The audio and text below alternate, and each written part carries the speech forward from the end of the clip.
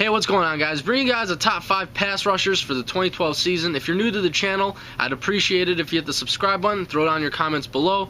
But I'm going to get right to it. My number 5 pass rusher on this list is Mario Williams, now of the Buffalo Bills. He was the number 1 overall pick in the 2006 draft of the Houston Texans.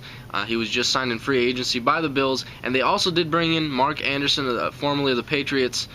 So when you put that entire defensive line together, I believe they are a top 5 defensive line right now in the NFL, just by looking at numbers, looking at them on paper. But back to Mario Williams. He's an elite pass rusher. He cannot be ignored, and with how that division breaks down, the only elite quarterback in that division right now is Tom Brady. Looking at how some of the offensive lines break down, and the way their defensive line is set up, Mark Anderson will bring pressure onto the weak side, or the right offensive tackle, and then you're going to have Mario Williams rushing the blind side. So the way that they're going to have it set up, I like Mario Williams to be number 5 on this list. I see a big season for that Bills defense, especially for Mario Williams. Clay Matthews at number 4. Almost same thing with what I just mentioned with Mario Williams. Same thing with Clay Matthews. They drafted Nick Perry, who's going to be on the. They're switching it up now. Clay Matthews is going to be rushing off the right side. Nick Perry will be rushing off the left. Clay Matthews used to rush off the left, but now Clay Matthews will be going up against opposing left tackles.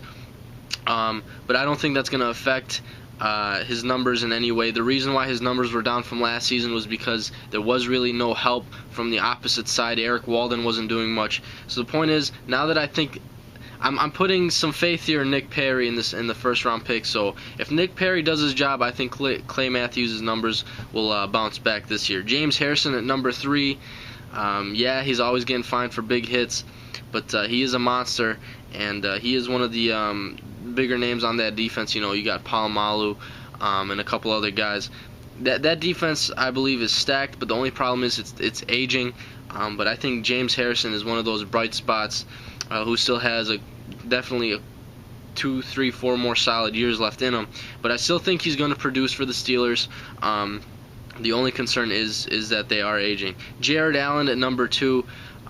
Jared Allen, if you look at his numbers in the last 5, 6 seasons, they have been phenomenal. Excuse me. They have been phenomenal.